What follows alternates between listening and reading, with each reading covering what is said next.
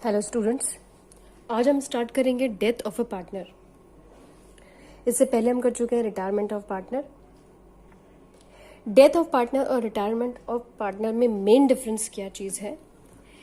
Main difference यही है कि डेथ प्लान्ड नहीं हो सकती बट रिटायरमेंट प्लान्ड होती है। और दूसरी चीज़, जितना भी अमाउंट रिटायरमेंट में रिटायरिंग पार्टनर को दिया जाता है, जितना भी ड्यू अमाउंट दिया जाता है वो रिटायरिंग पार्टनर को ही दिया जाता है, बट डेथ में जो लीगल हायर्स होते हैं उनको दिया जाता है। तो मेन डिफरेंस यही है। तो रिटायरमेंट हमारी प्लान्ड होती है, कब रिटायर होना है ये हम सभी को पता होता है। जैसे मुझे खुद पता है कि मैं कब रिटायर होंगी।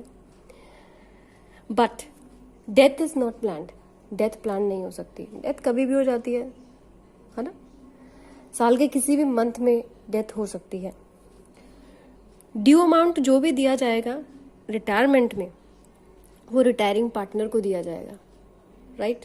क्योंकि अभी इसकी एग्जिस्टेंस है, अभी उसकी डेथ नहीं हुई है तो है, इसलिए सारा अमाउंट इसी को दिया जाता है। लेकिन डेथ में जो उसके लीगल हायर्स हैं, लीगल हायर्स कोई भी हो सकते हैं, जिसको वो अपॉइंट करके गया है, जिसको वो सारी अथॉरिटी देकर गया है, उसको सारा अमाउंट हमें पे करना होता है। तो मेन डिफरेंस यही है। अब जैसे मानो यहाँ पे अप्रैल में हमारा यहाँ से मंथ शुरू हुआ, ईयर शुरू हुआ, जो हमारा फाइनेंशियल ईयर होता है, और 31 मार्च साल का एंड है। जैसे हम मान के चलते हैं यहाँ पे 2020 और 2021, ठीक है। अब डेथ मैंने बताया भी कि डेथ कभी भी हो जाती है। तो अप्रैल में हमारा नया साल शुरू होता है। 31 मार्च में हमने यहाँ पे क्लोजिंग की, यहाँ हमने क्लोजिंग की है। अब जैसे मानो कि यहाँ पे अप्रैल में जून आया यहाँ पे, और जून के एंड में यानी कि 30 जून को पार्टनर की डेथ हो गई है, ठीक है। तो क्लोजिंग में यहाँ तक तो हमने सब कुछ क्लोज किया ही होगा, सब कुछ दे दिया होगा। लेकिन इतने पीरियड तक यानी कि अप्रैल, मई और जून, यहाँ 3 मंथ्स तक इसने और काम किया है। 3 मंथ्स तक किया है ना, 3 मंथ्स तक। तो 3 मंथ्स का हमें सारा कैलकुलेशन यहाँ करना होगा। 3 मंथ्स का सारा कैलकुलेशन यहाँ करना होगा। और उस कैलकुलेशन में कौन कौन सी चीजें आती हैं, वही सारी चीजें आएंगी जो हमने रिटायरमेंट में पढ़ी हैं। जैसे जो अमाउंट उसको ड्यू होगा, जो उसको हमें देना होगा, सबसे पहले उसकी बैलेंस जितना भी कैपिटल अकाउंट में है वो बकायदा यहाँ पे कैपिटल अकाउंट बनेगा। तो क्या क्या चीजें हमें ऐड करनी है, क्या क्या चीजें हमें लेस करनी है, क्या क्या क्रेडिट करना है और क्या क्या डेबिट करना है। तो बैलेंस उसके अकाउंट में जो है, एक तो वो दिया जाएगा। दूसरा, एक्यूमुलेटेड प्रॉफिट एंड लॉसेज, जैसे हमने रिटायरमेंट के केस में किया था एक्यूमुलेटेड प्रॉफिट एंड लॉसेज में, वैसे ही वो पार्टी उसका हिस्सा होगा जैसे रिटायरमेंट में था। जितना भी होगा ओल्ड प्रॉफिट शेयरिंग रेशियो में इसको दिया जाएगा, ओके। रिवैल्यूएशन का जो भी प्रॉफिट एंड लॉस होता है उसमें भी ये हिस्सेदार है। गुडविल का ट्रीटमेंट सेम वैसे ही होगा जैसे हमने रिटायरमेंट में किया था, सेम वैसे ही गेनिंग रेशियो इसमें निकालनी पड़ेगी और उसमें गुडविल को डिस्ट्रीब्यूट किया जाएगा। सैलरी और कमीशन जो भी उसको दी जाती थी, अगर दी जाती थी तो उतने महीने की, जैसे यहाँ पे मान लो 3 महीने इसने काम किया है तो 3 महीने की सैलरी उसको दी जाएगी। Profit and loss suspense account, और इस डेट तक का प्रॉफिट उसको दिया जाएगा, यहां से यहां तक का प्रॉफिट उसको दिया जाएगा 3 मंथ्स का। डिपेंड अपॉन द केस कब उसकी डेथ होती है। तो जितने महीने उसने काम किया है उतने महीने का प्रॉफिट तो उसका बनता ही है, तो वो भी हमें कैलकुलेट करना पड़ेगा और उसको profit and loss suspense account से हमें क्रेडिट देना पड़ेगा। आई बात समझ में? अब आप यहां पे एक बात और समझो। देखो, पूरे साल का प्रॉफिट साल के एंड में निकाला जाता है। पूरे साल का प्रॉफिट साल के एंड में निकाला जाता है, लेकिन यहाँ साल का तो एंड हुआ नहीं, यहाँ तो हम जून में है। तो हम प्रॉफिट कैलकुलेशन करें कैसे? हमारा प्रॉफिट एंड लॉस तो अभी निकला है ही नहीं, तो साल के एंड में निकलेगा। तो हम क्या करते हैं कि कुछ बेसिस हैं, जैसे मान लो कि सेल्स के बेस पर या फिर पिछले साल जितना प्रॉफिट हुआ है उसी के बेस पर एवरेज प्रॉफिट मान के हम ये सोच लेते हैं कि पिछले साल इतना प्रॉफिट हुआ है तो इस साल 3 महीने में हो सकता है इतना प्रॉफिट हो जाएगा, तो उसके बेसिस पर हम उसको प्रॉफिट का हिस्सा दे देते हैं।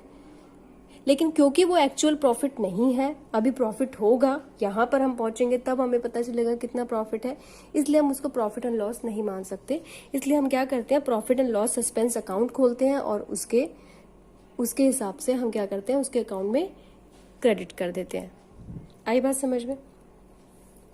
तो यहाँ पे हम ये सीख चुके हैं एक्यूमुलेटेड प्रॉफिट एंड लॉसेस कैसे डिस्ट्रीब्यूशन करना है, ओल्ड रेशियो में करना होगा, ओल्ड प्रॉफिट शेयरिंग रेशियो में, revaluation profit and losses old profit sharing ratio में, गुडविल का ट्रीटमेंट जैसे भी होगा, गेनिंग रेशियो या जो भी सेक्रीफाइसिंग रेशियो रही होगी, डिपेंड अपॉन द केस कि कितने पार्टनर्स गेन कर रहे हैं, वो गुडविल का पार्ट देंगे। Salary commission depend upon the case, अगर है तो 3 महीने की सैलरी या कमीशन दिया जाएगा।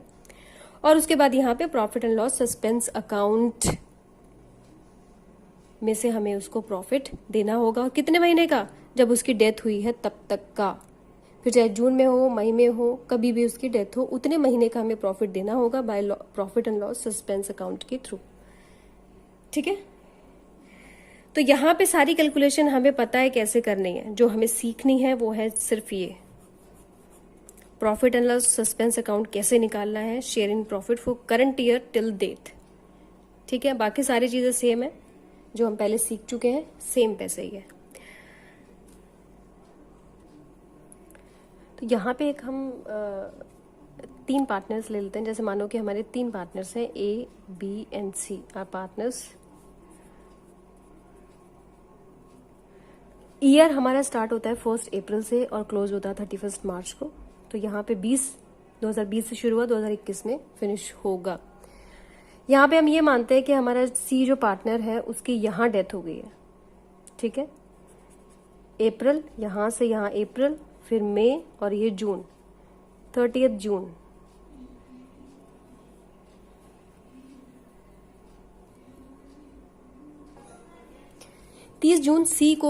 सी की डेथ हो गई है 30 जून को। तो 3 महीने उसने काम किया है, 1st, 2nd और 3rd, 3 महीने तक उसने काम किया है।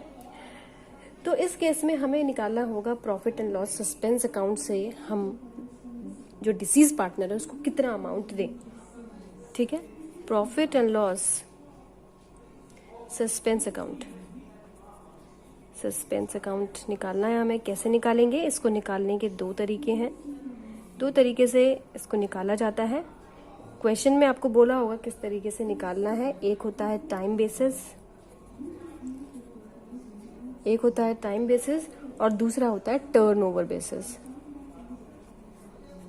बेसिस। 2 मेथड होते हैं इसके, टाइम बेसिस और टर्नओवर बेसिस। टाइम बेसिस और टर्नओवर का मतलब होता है एक तरीके से सेल्स। टर्नओवर को हम सेल्स कहते हैं। अब दोनों में डिफरेंस क्या है? टाइम बेसिस से प्रॉफिट निकालने का एक फार्मूला है कि लास्ट ईयर का जितना भी प्रॉफिट है या जितना भी एवरेज प्रॉफिट है डिवाइडेड बाय 12 करना है, multiply by period till death, यानी कि 3 महीने हैं तो 3 यहां लिखना है आपको, और डिसीज पार्टनर का जितना भी शेयर है वो आपको लिखना है। अभी आपको समझ में नहीं आया होगा? ठीक है, मैं इसको एक एग्जांपल लेकर समझा देती हूँ। जैसे मानो कि लास्ट ईयर प्रॉफिट है हमारा 12,000 ले लेते हैं। लास्ट ईयर प्रॉफिट है 12,000 और काम उसने किया है, यहाँ पे डेथ हो गई है उसकी 30 जून को डेथ हो गई है। और यहाँ पे हम प्रॉफिट शेयरिंग रेशो ले लेते हैं एबीसी की प्रॉफिट शेयरिंग ले लेते हैं 1:1 ही ले लेते हैं, 1:1, यानी कि इक्वल अपना प्रॉफिट वो शेयर कर रहे थे। तो यहाँ पे देखो कैसे करेंगे हम। लास्ट ईयर का प्रॉफिट यहाँ गिवन है, या तो एवरेज प्रॉफिट वो बोलेगा आपको, तो एवरेज प्रॉफिट 2-3 साल का प्रॉफिट होगा, उनका एवरेज कर लेना। ठीक है, तो इसका कहने का मतलब ये है कि लास्ट ईयर कितना प्रॉफिट हुआ, 12,000। तो यहाँ पे यूनिटरी मेथड लगता है। यहाँ पे कौन सा मेथड लग रहा है? यूनिटरी मेथड लग रहा है कि पिछले साल इतना प्रॉफिट हुआ तो इस साल 3 महीने का कितना हो सकता है, इट इज लाइक दैट कि कितना हो सकता है। तो यहां देखो लास्ट ईयर का प्रॉफिट है 12,000, ये पूरे 12 महीने का, ये पूरे 12 महीने का प्रॉफिट है। तो एक महीने का कितना हुआ, डिवाइडेड बाय 12 कर देंगे, एक महीने का प्रॉफिट आ गया। फिर से समझो, ये पूरे 12 महीने का प्रॉफिट है, लास्ट ईयर इतना प्रॉफिट हुआ, 12 महीने का प्रॉफिट है, डिवाइडेड बाय 12 करेंगे, एक महीने का प्रॉफिट आ जाएगा। ठीक है, अब एक महीने का प्रॉफिट जो आया है, हमें एक महीने का प्रॉफिट नहीं, हमें 3 महीने का प्रॉफिट चाहिए, अप्रैल मई और जून। तो मल्टीप्लाई बाय 3 कर दो, 3 महीने का पीरियड टिल डेथ। तो 3 महीने उसने काम किया, अब हमें 3 महीने का प्रॉफिट मिल गया। लेकिन ये जो 3 महीने का प्रॉफिट है, इसमें तीनों पार्टनर का हिस्सा है, हमें उस पार्टनर का हिस्सा चाहिए जिसकी डेथ हुई है। तो उस पार्टनर का हिस्सा ले लेंगे हम, 1:1:1 है। सी डेथ हुई है तो सी का ले लेंगे 1/3। तो यहां पे हम कर देंगे 1/3। तो यहां पे हमारा प्रॉफिट आ जाएगा कितना, 1000। तो profit and loss suspense account में जाएगा, profit and loss suspense account के थ्रू जाएगा कहां पे, डिसीज पार्टनर के अकाउंट में। आई बात समझ में। तो उसको लिखते कैसे हम, जैसे मान लो सी का हम कैपिटल अकाउंट अगर बना रहे हैं, सी का कैपिटल अकाउंट बना रहे हैं, तो यहां पे हम लिखेंगे by profit and loss suspense account, profit and loss suspense account, the amount will be 1000। ठीक है, यहाँ पे हमने क्या किया है भाई, लास्ट ईयर इतना प्रॉफिट हुआ है, तो एक महीने का कितना प्रॉफिट हुआ, यूनिटरी मेथड लगा है, तो 3 महीने का कितना हुआ होगा, और इस पूरे 3 महीने का प्रॉफिट में तीनों का हिस्सा है, हमें सिर्फ उसका चाहिए जिसकी डेथ हुई है। तो मल्टीप्लाई, तो इसको हम क्या करेंगे, जितना भी हिस्सा है इसका 1/3 इसका हिस्सा था, 1/3 कर दिया। ठीक है, आई बात समझ में। अब टर्नओवर बेसिस पे आ जाओ। तो यहां पे हमारा बेसिस है टर्नओवर, मींस सेल, सेल की बेसिस पर हम प्रॉफिट निकालेंगे। तो सेल के बेसिस पर प्रॉफिट कैसे निकाला भाई, इतनी सेल थी तो इतना प्रॉफिट हुआ, तो इतनी सेल्स पर कितना प्रॉफिट हुआ होगा, ये मतलब 3 महीने की सेल्स पर कितना प्रॉफिट हुआ, और उसमें फिर डिसीज पार्टनर का शेयर। ठीक है, कैसे, जैसे मानो कि सेल्स हमारी है, जैसे ये यहाँ पे है, एक्चुअली स्पेस होने की वजह से मैंने इसको यहाँ लिख दिया है, तो इसको आप समझ लेना। जैसे मानो कि सेल्स हमारी है 12,000 और प्रॉफिट हमारा हुआ था 3,000। प्रॉफिट शेयरिंग रेशियो है 1:1:1, 1:1:1। ठीक है, काम इसने किया है वही, हम यही टाइम यही ले लेते हैं। तो इस केस में प्रॉफिट अगर निकालना है तो यहां देखो, ये एक तरीके से यूनिटरी मेथड ही है कि 3,000 पे, अगर 3,000 पे 12,000 पे अगर 3,000 प्रॉफिट हुआ है, 12,000 सेल्स होने पे अगर 3,000 प्रॉफिट हुआ है, तो ये यूनिटरी मेथड से हमने लगा लिया कि इतनी सेल्स पे कितना प्रॉफिट हुआ है। ठीक है, अब 3 महीने की सेल्स आपको यहां पे 3 महीने की सेल्स भी गिवन होंगी। सेल्स तो तुरंत के तुरंत हमें पता चली जाती है ना, सेल्स ऑफ 3 मंथ्स। जैसे मान लो कि हमारी 3 मंथ्स की सेल है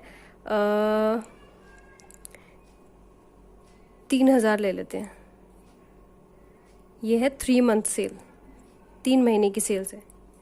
तो 3,000 प्रॉफिट हुआ 12,000 सेल पर, तो 3,000 पे कितना प्रॉफिट हुआ, 3,000 सेल्स पे कितना प्रॉफिट हुआ, तो ये हमारा प्रॉफिट आ गया। और इस प्रॉफिट में इसका हिस्सा कितना है, किसका, जिसकी डेथ हुई है, तो 1/3 हम यहां पे ले लेंगे। तो ये आ जाएगा आपका 1000, और 3000 डिवाइडेड बाय 12 हमें यहाँ करना होगा, 3000 डिवाइडेड बाय 12, 250। एक बार फिर से इसको देख लेते हैं। यहां पे हम सेल्स को लेके चल रहे हैं कि भाई इतनी सेल्स होने पे इतना प्रॉफिट हुआ, तो इतनी सेल्स पे कितना प्रॉफिट हुआ वो हमने निकाल लिया, और उसमें फिर डिसीज पार्टनर का जितना भी शेयर है 1/3 और 1/3 से मल्टीप्लाई कर दिया। तो सिर्फ ये उसी का ही प्रॉफिट आया है जिसकी डेथ हुई है। ठीक है, और ये जो प्रॉफिट है ये इन 3 महीनों का प्रॉफिट है, अप्रैल मई और जून, और यही प्रॉफिट कैलकुलेशन हमें करनी है। यही इसमें सबसे ज्यादा इंपॉर्टेंट है डेथ में, कि डिसीज पार्टनर को प्रॉफिट कितना दिया जाए। तो प्रॉफिट कैलकुलेट करने के लिए 2 बेसिस हैं, टाइम बेसिस, टर्नओवर बेसिस। अगर क्वेश्चन में टर्नओवर आपको दी हुई है, मीन्स आपको अगर सेल्स दी हुई है, तो आपको ये टर्नओवर बेसिस का फॉर्मूला लगाना होगा।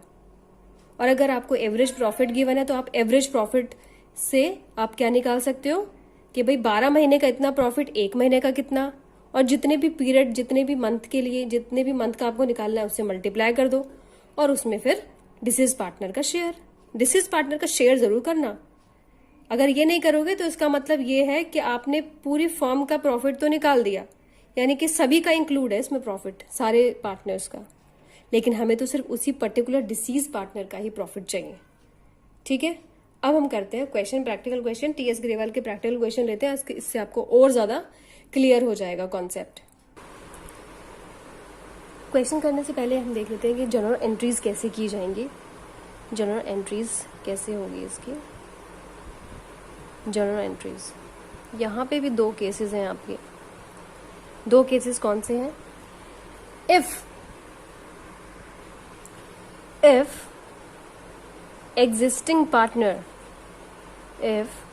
existing partners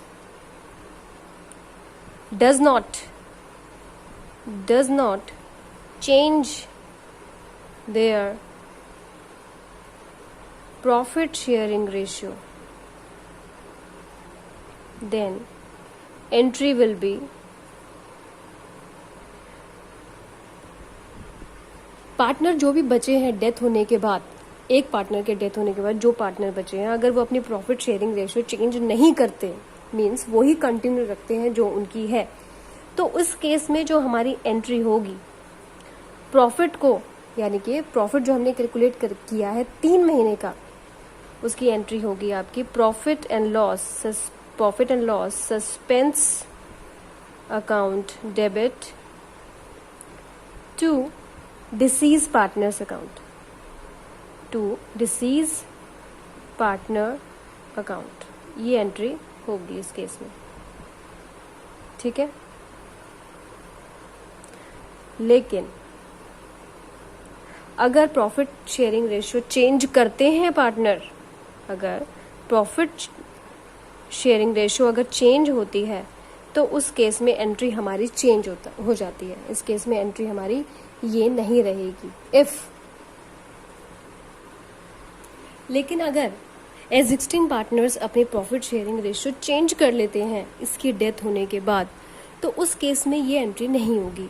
उस केस में एंट्री क्या होगी, यहाँ देखो, जो भी गेनिंग पार्टनर्स हैं, गेनिंग पार्टनर जो भी हैं उनके अकाउंट को डेबिट किया जाएगा और डिसीज पार्टनर्स, जो डिसीज पार्टनर है उसके अकाउंट को क्रेडिट किया जाएगा। आई बात समझ में? तो यहाँ पे ये आपको देखना पड़ेगा, क्योंकि अपनी प्रॉफिट शेयरिंग रेशियो वो चेंज कर रहे हैं, इसलिए end of the year profit कैसे दिया जाएगा, नई प्रॉफिट के अकॉर्डिंग। तो नई प्रॉफिट के अकॉर्डिंग दिया जाएगा प्रॉफिट, इसलिए यहाँ पे यही लोग कंपनसेट करेंगे, जो एग्जिस्टिंग पार्टनर है यही इस प्रॉफिट को कंपनसेट करेंगे। तो इसके लिए हमें गेनिंग रेशियो निकालनी पड़ेगी। ठीक है, तो gaining partners account debit to deceased partner, इस केस में ये एंट्री आपकी होगी। ठीक है, आई बात समझ में? अब इसका क्वेश्चन कर लेते हैं, इससे आपको और अच्छे से क्लियर होगा। क्वेश्चन नंबर 14 देखिए, XYZ व पार्टनर्स, XYZ पार्टनर्स हैं, Z डाइड 31 मई, यानी कि अप्रैल में 2 महीने उसने और काम किया था।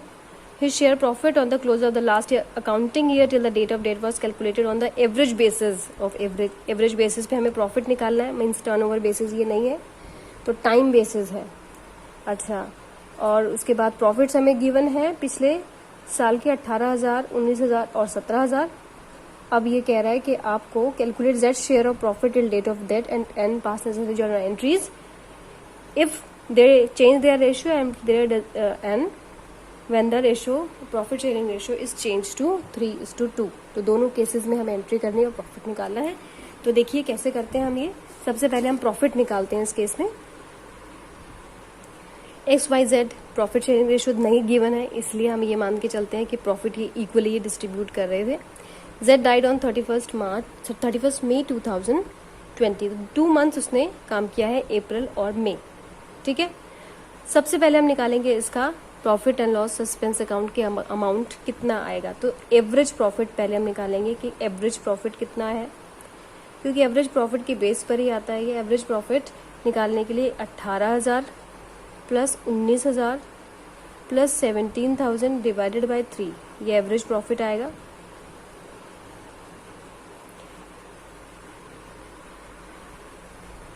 $18,000 एवरेज प्रॉफिट आ गया यहाँ पे हमारा।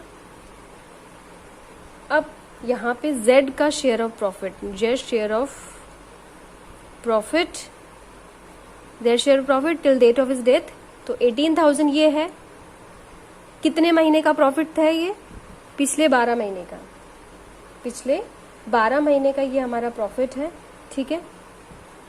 एक महीने का आ गया, मल्टीप्लाई बाय 2, तो 2 महीने का कितना, और इस प्रॉफिट में इसका हिस्सा कितना है? 1/3 है, क्योंकि इक्वल प्रॉफिट शेयरिंग रेशियो थी। तो यहाँ पे हमारा आ जाएगा 1000, ठीक है। अब Z का शेयर प्रॉफिट आ गया है, तो जर्नल एंट्री इस केस में हमारी क्या होगी? क्योंकि प्रॉफिट शेयरिंग रेशियो चेंज नहीं कर रहे हैं पार्टनर, फर्स्ट केस हम ये लेके चल रहे हैं, if they does not change their profit sharing ratio after death of a partner, ठीक है। तो यहाँ पे सिंपल एंट्री होगी profit and loss suspense account debit to Z's capital account, Z's capital account, ठीक है। How much? 1000। अब दूसरे केस में कह रहा है कि डेथ होने के बाद जो रेशियो है 3:2 हो गई है, तो सबसे पहले हमें इसमें गेनिंग रेशियो निकालनी पड़ेगी, ठीक है। गेनिंग रेशियो निकालने के लिए x और y की पुरानी प्रॉफिट शेयरिंग, नई प्रॉफिट शेयरिंग रेशियो में से पुरानी को माइनस करना पड़ेगा। तो यहाँ पे है 3/5 और यहाँ पे है 2/5, दोनों को माइनस करना पड़ेगा, 1/3 और 1/3। तो यहाँ पे देखो रेशियो हमारी क्या आ रही है? 4:1, 4:1 रेशियो आ रही है। प्रॉफिट शेयरिंग रेशियो चेंज कर रहे हैं, तो इस केस में ये वाली एंट्री नहीं होगी। कौन सी एंट्री मैंने आपको बताई है? Gaining partners capital account debit, gaining partners capital account debit to deceased partner capital account, ठीक है।